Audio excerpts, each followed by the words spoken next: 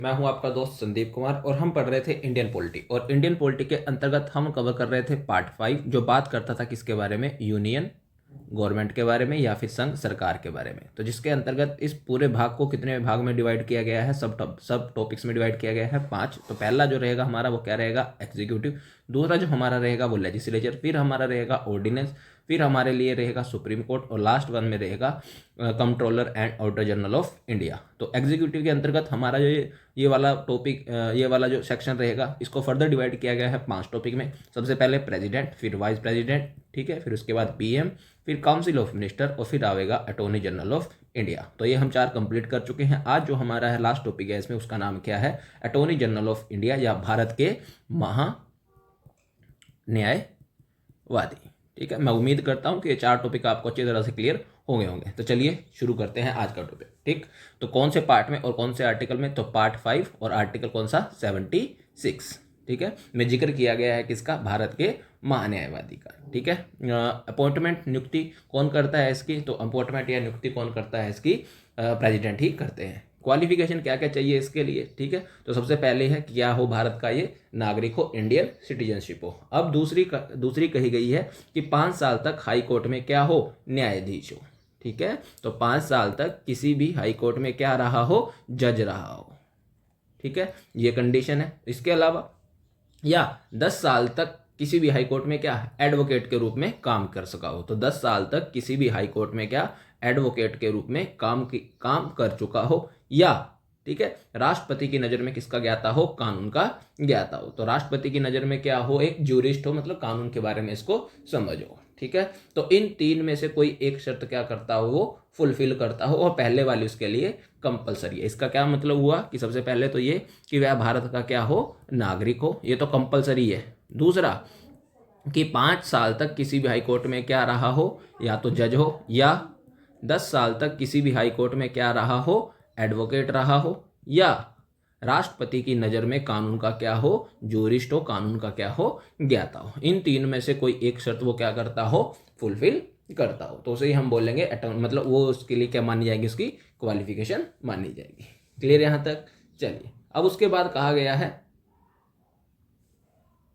उसके बाद next point है इसका कार्यकाल, इसका है टेन्योर। ठीक है, तो इसके टेन्योर के बारे में ध्यान रख लेना, कॉन्स्टिट्यूशन में कुछ भी मेंशन नहीं किया गया है।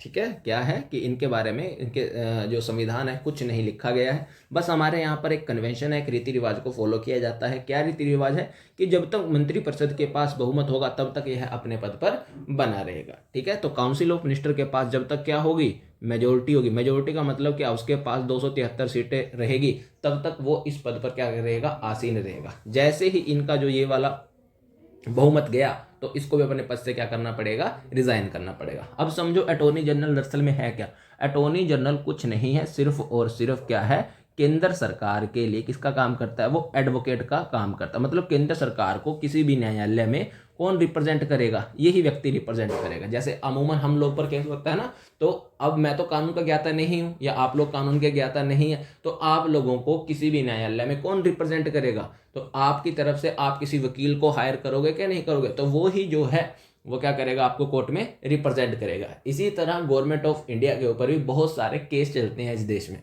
ठीक है, तो हर जगह जो है वो सरकार तो नहीं घूम सकती ना, तो सरकार की तरफ से जो कोर्ट में पेश होगा उसी व्यक्ति को बोला जाता है अटॉर्नी जनरल ऑफ इंडिया, कि सरकार को हर कोर्ट में रिप्रेजेंट करेगा। जितने भी केस सरकार के खिलाफ चलेंगे, ठीक है, उनको यही देखेगा, उनको मतलब सरकार को, मोदी सरकार को जाने की कोई भी आवश्यकता नहीं है। हाँ, अगर जुडिशरी बुलाती है पर्टिकुलर किसी व्यक्ति को, तब उसको सामने जाना पड़ेगा। ठीक है, तो इसलिए कहा गया है। लग गया पता। तो जब तक भाई मंत्रिपरिषद के पास क्या होगा, मेजोरिटी होगी, तब तक वो इस पद पर क्या बना रहेगा, आसीन रहेगा। ठीक है, सैलरी किसके द्वारा डिसाइड की जाएगी, इसकी प्रेसिडेंट ऑफ इंडिया के द्वारा डिसाइड की जाएगी। इसके अलावा रेजिग्नेशन किसको देगा, भाई नियुक्ति किसने करी है इसकी, तो प्रेसिडेंट ने करी है, तो फिर रेजिग्नेशन भी किसको देगा, ये प्रेसिडेंट को ही देगा।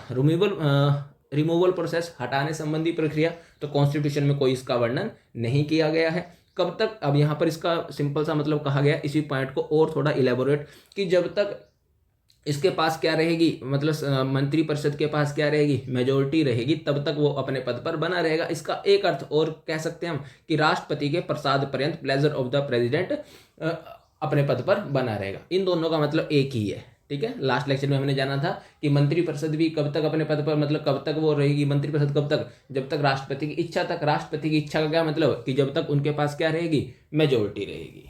ठीक है, तो ये वाला पॉइंट याद रखना कि रिमूवल प्रोसेस जो है संविधान में कोई वर्णन नहीं है, कब तक अपने पद पर रहेगा। तो 2 पॉइंट लिख सकते हो आप लोग, प्लेजर ऑफ द प्रेसिडेंट, और इसका क्या मतलब हुआ कि जब तक मंत्रिपरिषद के पास क्या होगी, मेजोरिटी होगी, तब तक वो अपने पद पर बना रहेगा। अब देखो वही है,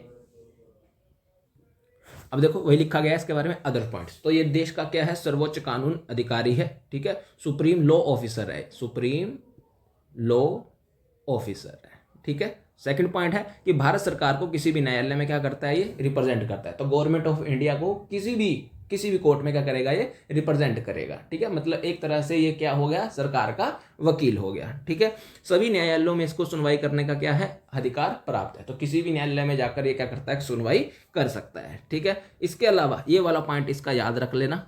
ठीक है, यही एग्जाम में पूछा गया है, 2-3 एग्जामों में, खासकर हायर लेवल के एग्जामों में। क्या कहा गया है कि यह जो है निजी वकालत करता है, मतलब अपना प्राइवेट वर्क भी कर सकता है, मतलब सरकार के केस लेने के अलावा अन्य केसों को क्या कर सकता है, यह पकड़ सकता है। ठीक है, लेकिन बट सरकार के विरुद्ध केस नहीं लड़ सकता, और ना ही किसी केस में क्या कर सकता है, सलाह लड़ सकता है। ठीक है, तो इन्होंने बोल दिया कि ये सरकार के केस तो लड़ सकता है, बिल्कुल है, सरकार के केस जो सरकार के ऊपर मतलब किसी ने आरोप लगाए हैं, तो उन केसों को लड़ सकता है। लेकिन ऐसे केस बिल्कुल नहीं लड़ेगा जो सरकार के क्या है, खिलाफ है, और ना ही ऐसे केसों में क्या करेगा, किसी को सलाह देने का काम करेगा। ठीक है, तो ये पॉइंट याद रख लेना कि एकमात्र ऐसी कॉन्स्टिट्यूशनल पोस्ट है, एकमात्र ऐसा संवैधानिक पद है जो क्या कर सकता है, निजी वकालत कर सकता है, मतलब अपना प्राइवेट काम भी कर सकता है। खासकर किससे रिलेटेड, एडवोकेट, मतलब जुडिशरी से रिलेटेड काम कर सकता है। ठीक है, फिर इसके अलावा यह संसद की जितनी भी पार्लियामेंट्री की प्रोसीडिंग होगी, ठीक है, कार्यवाही होगी, उसमें भाग ले सकता है। ठीक है, पार्टिसिपेट कर सकता है, उसमें बोल भी सकता है, लेकिन क्या नहीं कर सकता, मतदान नहीं कर सकता। ठीक है, तो ध्यान रख लेना। एक व्यक्ति और निकलकर सामने आ गया, क्या है ये, कि यह जो है संसद की, मतलब किसी भी सदन में क्या कर सकता है, बोल सकता है, किसी भी सदन में भाग ले सकता है, लेकिन मतदान नहीं करेगा। मतदान करने के लिए आपको उस हाउस का क्या होना चाहिए, सदस्य होना चाहिए। क्लियर, तो ये ध्यान रखना। फर्स्ट लॉ ऑफिसर कौन सा है, भारत सरकार को किसी भी कोर्ट में कौन पेश करेगा, किसको जो है भारत के सभी न्यायालयों में सुनवाई का अधिकार प्राप्त है, निजी वकालत कौन कर सकता है, ठीक है, कौन से मामले लड़ सकता है और किन मामलों में सलाह दे सकता है, और इसके अलावा ये जो है व्यक्ति जो है संसद की कार्यवाही में बोल सकता है, भाग ले सकता है, लेकिन क्या नहीं कर सकता, मतदान नहीं कर सकता। ठीक है, अब देखिए वर्तमान में अब यही लिखे हुए हैं कि लॉ ऑफिसर हैं, तो लिस्ट ऑफ लॉ ऑफिसर जिसको बोला जाता है attorney general of India, solicitor general of India, या फिर additional solicitor general of India. अब देखो ये इकलौता व्यक्ति है, और भारत सरकार गवर्नमेंट ऑफ इंडिया के ऊपर लगभग हर राज्य में केस चल रहे हैं, तो ऐसे में ये तो हर जगह नहीं जा सकता है व्यक्ति, तो उसकी सहायता के लिए बनाए जाते हैं क्या, सोलिसिटर जनरल ऑफ इंडिया। ठीक है, फिर उनकी सहायता के लिए बनाए जाते हैं क्या, additional solicitor general of India बनाए जाते हैं। ठीक है, बस हमारे लिए सिर्फ और सिर्फ पहला ही पद है, यही याद रखना है। ठीक है, और पहला पद क्या है कि वर्तमान में भारत के अटॉर्नी जनरल कौन है, तो उनका नाम लिखा गया है आर वेंकटरमणी। ठीक है, यही जो है वर्तमान में क्या है, भारत के अटॉर्नी जनरल ऑफ इंडिया है। ठीक है, अब इसके अलावा बात कर लेते हैं सोलिसिटर जनरल ऑफ इंडिया की।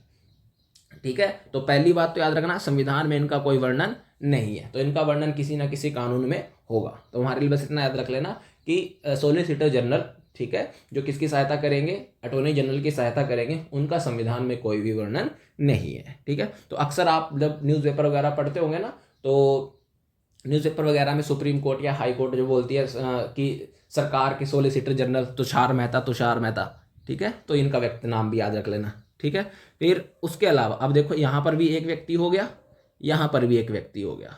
ठीक है, अब उसके अलावा आते हैं हमारे पास क्या, एडिशनल सोलिसिटर जनरल।